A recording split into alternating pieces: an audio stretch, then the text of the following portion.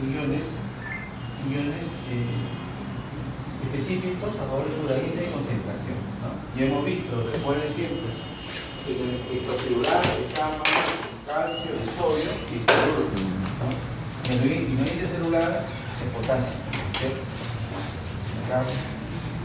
Y entran a favor de su gradiente de concentración y de su gradiente de potencial electroquímico, es decir, un gradiente de concentración química, o sea,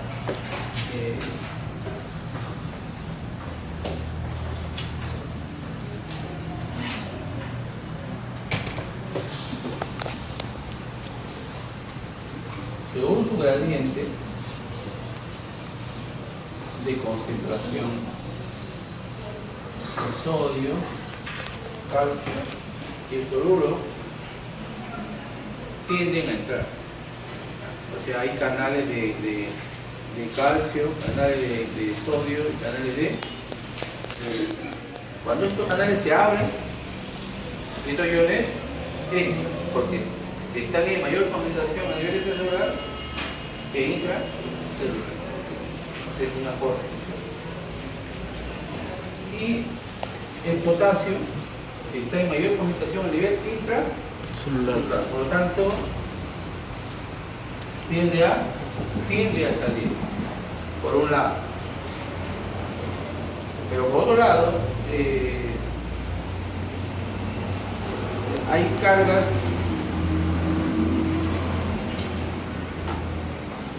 eléctricas.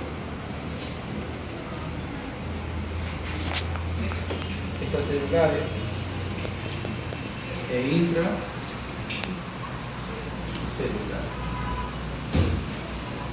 Se supone que las cargas eléctricas a nivel extracelular y celular son las mismas.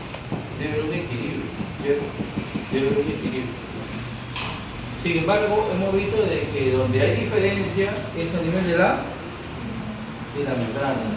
A nivel de la membrana, el interior es negativo y el exterior es positivo. Entonces, estas dos fuerzas mantienen esas gradientes de concentración. A eso se refiere esta primera parte. Por acción de estímulos eléctricos o químicos, eléctricos de cambio de potencial y químicos es el ligando.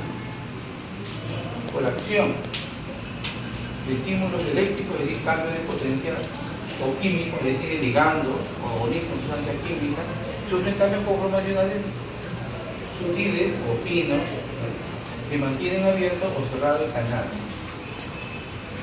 Entonces, ahí vemos una célula, ¿no?, en reposo, ¿no? En reposo vemos que aquí ya están las cantidades específicas de concentraciones. Por ejemplo, el sodio, el calcio y el cloruro están más concentrados a nivel intracelular, por lo tanto tienden a entrar. En cambio, el potasio está más concentrado a nivel intracelular, por lo tanto tiende a salir.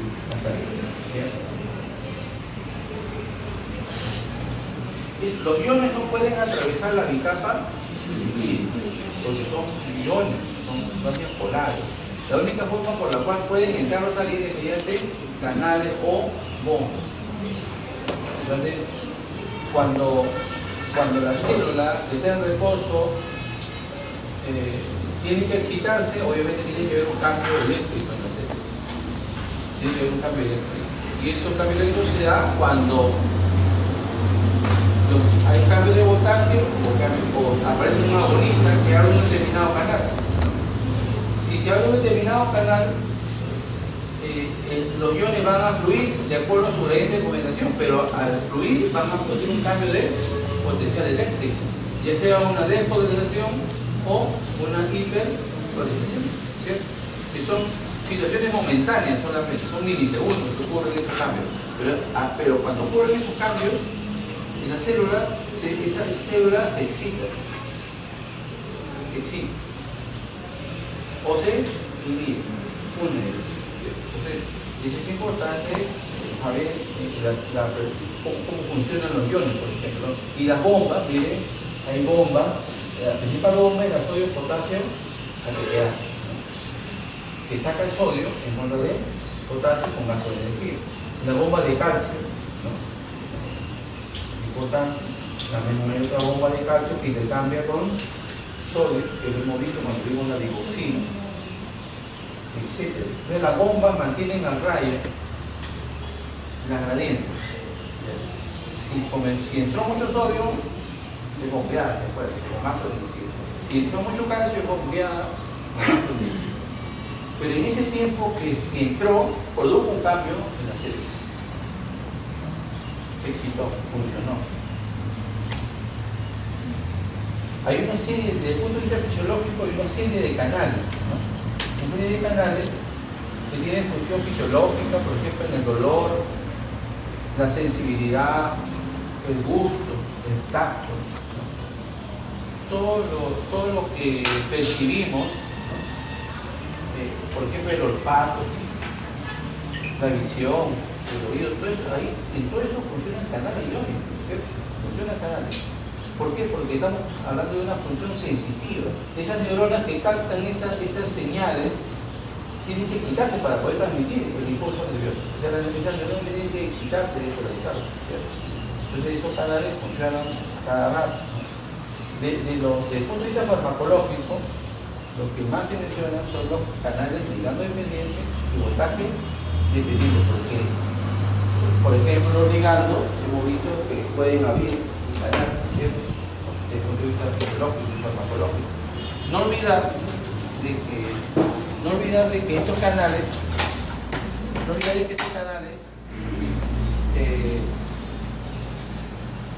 pueden ser bloqueados. Pueden ser bloqueados. Ya sea, por ejemplo, yo puedo bloquear el canal de forma física. Por ejemplo, una cosa es que yo bloquee el canal así, o sea, un fármaco se coloca en el canal, ¿cierto? Pero también puedo bloquear el receptor. ¿Entienden? Yo bloqueo el receptor aquí. Al bloquear el receptor impido de que el agonista se una, por lo tanto impido que se abra el canal. Pero también puedo bloquear el canal en sí, físicamente. El poro lo puedo bloquear. Ellos también tienen en cuenta, ¿no? Hay fármacos que bloquean, por ejemplo, los antagonistas competitivos alta bloquean el receptor. Pero también hay fármacos que pueden bloquear el canal. Entonces, hay diferentes variantes que se pueden ver acá. Y quizás lo más importante es el resultado, es decir, la interpretación de lo que sucede. Bien, aquí estamos viendo la amplificación de un estímulo de apertura, canales iónicos de bajo voltaje, y según su medida selectiva, según el tipo de ion que es en causa. Acá, según el estímulo, puede ser activado por voltaje y activado por ligando. Los activados por ligando ya los vimos. Los vimos en la clase de receptores. Ahora, aquí también está lo que le dije, ¿no? El canal puede estar en reposo, o sea, cerrado, puede estar abierto o inactivado. Cuando está inactivado se llama estado refractario. ¿Ya? Y los fármacos pueden bloquear, ¿no? De diferentes formas, ¿no? Por ejemplo, pueden bloquear en el estado de reposo, lo pueden bloquear en el estado abierto, en el estado inactivado. Esto se refiere principalmente a los canales de voltaje dependientes. Esto se refiere a los canales de voltaje dependientes. El potencial de acción. El potencial de acción nervioso principalmente. Hay potencial de acción neuronal o nervioso, potencial de acción cardíaco, potencial de acción muscular estriado, muscular liso, potencial de acción de una glándula, por ejemplo. O sea, las células excitables, como las neuronas, los músculos, el corazón, ¿no? Las glándulas, son células excitables, por lo tanto, pueden activarse. Para entender esto, hay que tener en cuenta de que la célula, o sea, cuando ¿Qué quiere decir este estado de menos 70 milivoltios? Quiere decir que cuando yo introduzco un electrodo al interior de la membrana y mido el voltaje, el interior es negativo, el exterior es positivo. ¿Y cuánto es esa electronegatividad? Menos 70 milivoltios. Menos 70 milivoltios. ¿Ya? Eso es lo que, cuando se estudió la fisiología de la célula, eso es lo que llamó la atención. Es decir, yo introduzco en la célula un sensor de voltaje y veo que el interior es electronegativo. Y el interior, con respecto al extracelular. Entonces dicen que esta célula está polar, está el interior negativo, el exterior positivo. Eso alrededor de la membrana, alrededor de la membrana. ¿Y por qué ocurre? ¿Por qué es electronegativo? ¿Qué quiere decir? De que hay un flujo iónico. Un flujo iónico que está causando ese electronegatividad. Entonces yo digo, bueno, para que se produzca electronegatividad interior de la célula, ¿qué iones deben estar entrando o saliendo?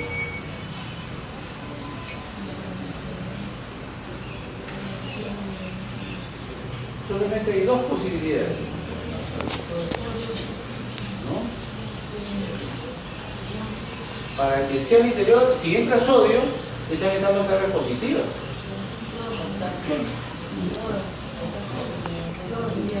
O bien está entrando cloruro, o bien está saliendo potasio. Claro. Entonces, eso es lo que Marx dice. Y después, con los elementos, se determinó que realmente en una célula de reposo, ¿no?, el cloruro puede estar filtrándose, ¿no?, y el potasio puede estar saliendo. Pero, y eso mantiene más o menos el reposo a la célula, ¿no?, en un estado de reposo, no se activa. ¿Está claro? Entonces, el potencial de acción viene a ser un quiebre o un rompimiento de ese potencial de reposo, ¿no? Este es el potencial de reposo, ¿cierto? El potencial de reposo es menos 70 milivoltios. Canales pasivos, pues sobre todo potasio. O sea, el potasio está que sale.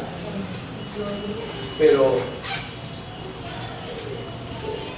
y llega un momento que si sale mucho potasio, la bomba sodio de potasio que te hace nuevamente lo va a meter, ¿cierto? Siempre mantiene eso, ¿cierto? O sea, las bombas iónicas mantienen este potencial de reposo. ¿Cuándo se rompe este potencial de reposo? Cuando las células se despolarizan. Es decir, por algún motivo, canales de sodio o calcio se abren. Hemos visto que hay canales de sodio que pueden ser ligando dependientes o voltaje dependiente, principalmente los voltajes dependientes, ¿no? Si se abren los canales de sodio voltaje dependiente por algún estímulo, ¿cierto?, el sodio comienza a entrar, ¿no?, a entrar masivamente. ¿Qué está entrando? Cargas positivas. Por lo tanto, el potencial de acción de Leo, porque están entrando cargas positivas. Se pierde la electronegatividad, o sea, se despolariza la célula. Ese cambio, esa despolarización que ocurre, es el que activa el funcionamiento de la célula. Es el que activa el funcionamiento de la célula. Y durante esos milisegundos la célula se activa. Estamos hablando pues de miles de células, ¿cierto?, que en conjunto determinan una acción y un efecto, ¿cierto? Inmediatamente la célula trata de repolarizarse. Una forma de contrarrestar la despolarización es abrir canales de potasio, para que el potasio salga, para contrarrestar la entrada de sodio. Y y entonces el potencial de acción comienza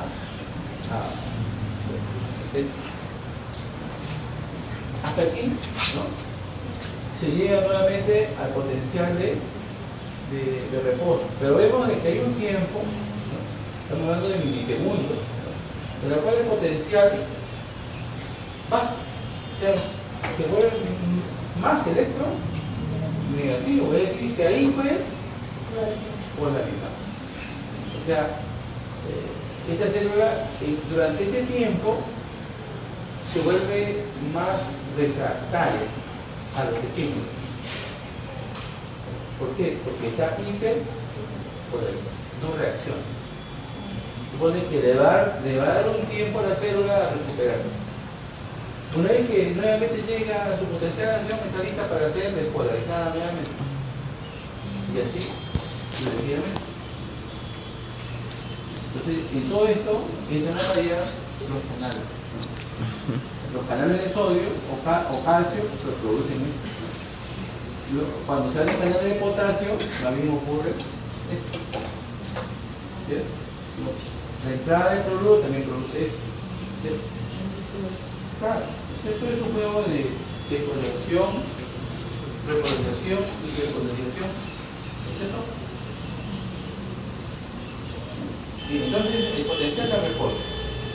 En el potencial de reposo, la célula está electronegativo. Ya usted mismo ha dicho de que hay dos principales situaciones, ¿no? O el cloruro está entrando, o el potasio está saliendo. El cloruro entra, o el potasio sale, ¿cierto? Entonces, ¿qué pasa si yo bloqueo este canal de cloruro?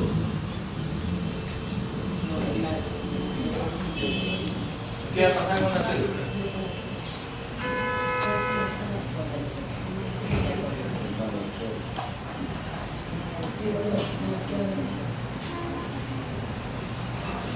O sea, la entrada del cloruro produce una polarización, ¿cierto? La salida del potasio le produce polarización, mantiene el centro de reposo, ¿cierto? Pero si, por ejemplo, abro más canales de cloruro o dejo más tiempo abierto el canal de cloruro, va a haber hiperpolarización. O dejo más tiempo abierto los canales de potasio, va a haber hiperpolarización. Por lo tanto, si yo bloqueo un canal de cloruro, ¿qué va a pasar? Se va a, si bloqueo un canal de cloruro.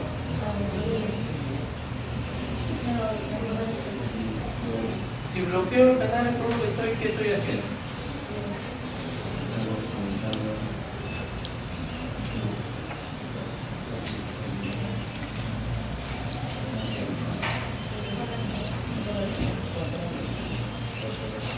Cuando entra, la célula se polariza. Cuando entra demasiado cloruro, se polariza. Perdón, se hiperpolariza. Y si no dejo entrar, se despolariza. ¿Por qué? Porque estoy inhibiendo la inhibición. ¿Verdad? ¿Sí? Si el cloruro entra, la célula, hemos visto que el potencial de reposo polarizado es porque entra cloruro. Pero hay sustancias como el GABA o el diazepam que abren más el canal de cloruro y entra más cloruro. Entonces la célula se hiperpolariza, se inhibe.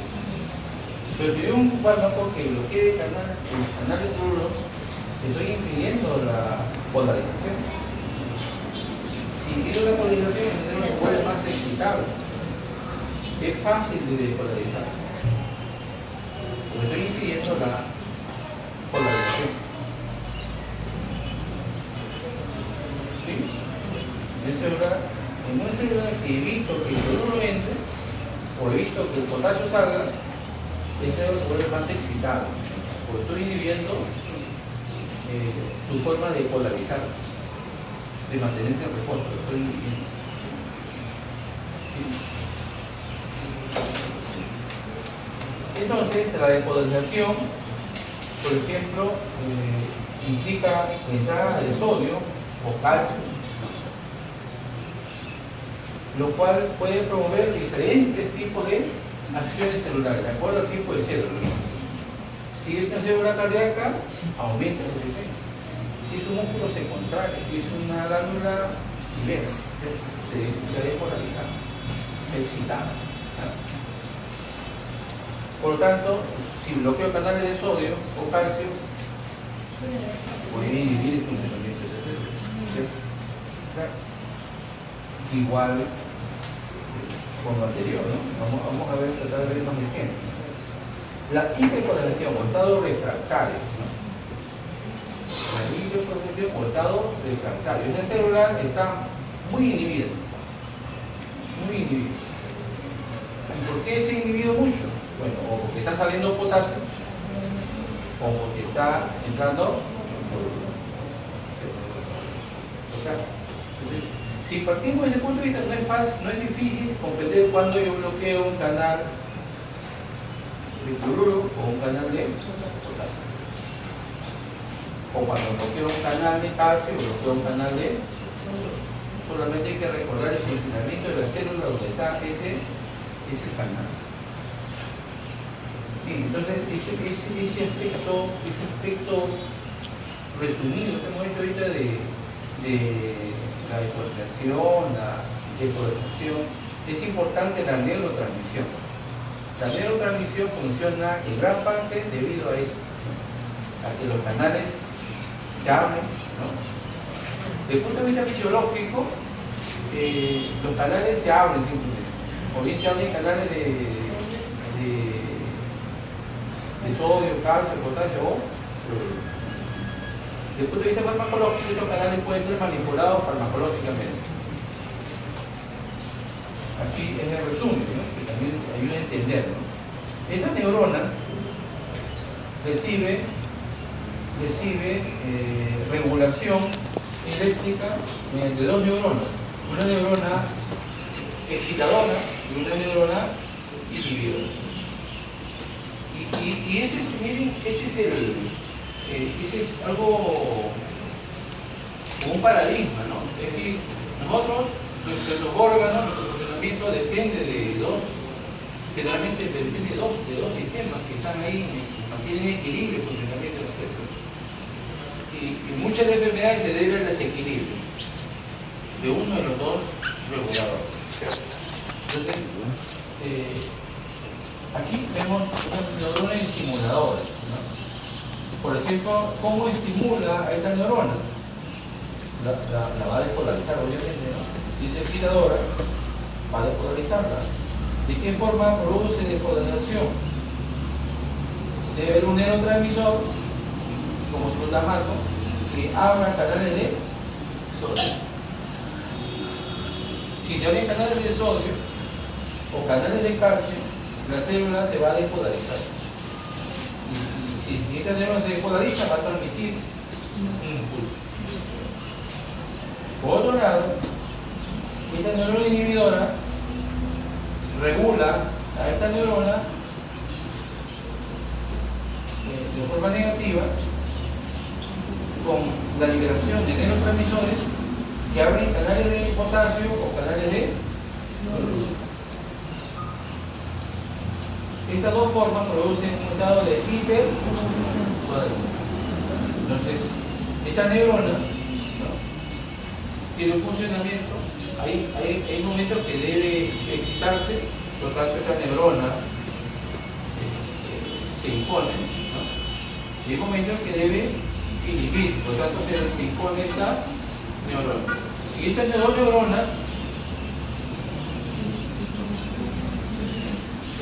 se mantienen ahí, ¿no?, como un regulador, como un estabilizador, por ejemplo, eléctrico, ¿no? Mantiene la célula. Claro, tenemos, por ejemplo, durante la noche, ¿quién va a prevalecer? La inhibición. ¿Sí? Y durante el día obviamente va a imponerse la. ¿Está claro eso? ¿Está claro eso? Ahora, la parte farmacológica, ¿no?, o la parte fisiopatológica. La fisiopatología de las enfermedades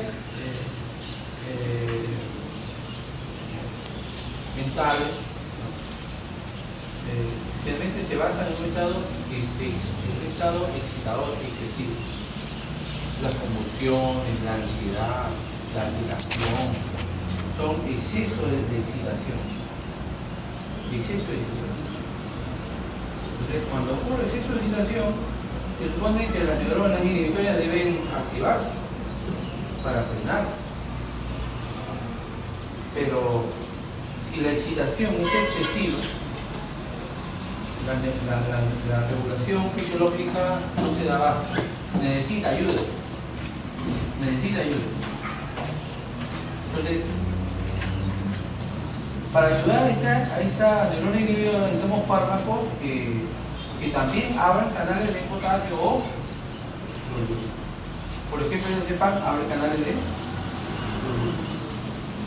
Los barbitúricos, los anestésicos abren canales de cloruro para inhibir el funcionamiento. O bloqueo canales de sodio o de calcio. Si bloqueo canales de sodio o calcio, también impido la excesiva excitabilidad.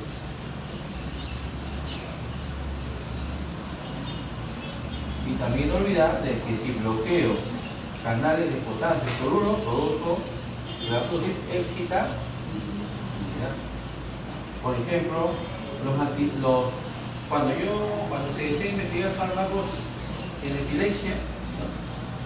Se pueden crear animales epilépticos con fármacos. Por ejemplo, la estridina produce epilepsia. La picrotoxina produce epilepsia. Hay varias sustancias que producen epilepsia. Es decir, cuando se administran animales, esos fármacos, el animal está hipersensible.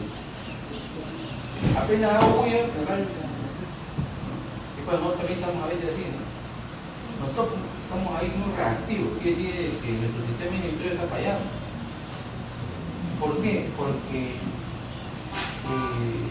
o hay mucha excitabilidad o este proceso inhibitorio está fallando. Entonces, yo puedo producir estados convulsivos. Por ejemplo, con fármacos que bloqueen canales de cloruro o potasio. Los fármacos que más se utilizan para producir convulsiones son los que bloquean canales de cloruro. Son los fármacos que más se utilizan para producir epilepsia experimental. Por ejemplo, ya hemos visto la estridina, si bloquea la activación del canal de glicina, porque la estridina es un antagonista del receptor de glicina, hemos visto en los canales de los coordinantes. La picrotoxina bloquea el canal de cloruro de GABA, por ejemplo. Entonces, cuando se bloquea el canal de cloruro, se produce excitabilidad, por ejemplo, convulsiones. O sea, esos fármacos obviamente son más de tipo experimental, no tienen mucho terapéutico, más se usan desde el punto de vista experimental. En cambio, el Zepam es un fármaco de Zepam, principalmente las benzodiazepinas son clásicos fármacos que abren canales de siendo el GABA, el neurotransmisor natural. No sé si hay alguna pregunta.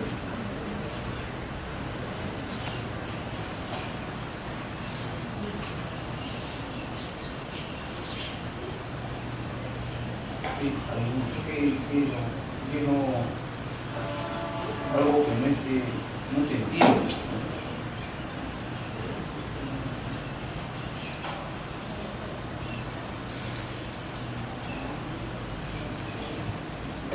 ¿Se indefensa mismo o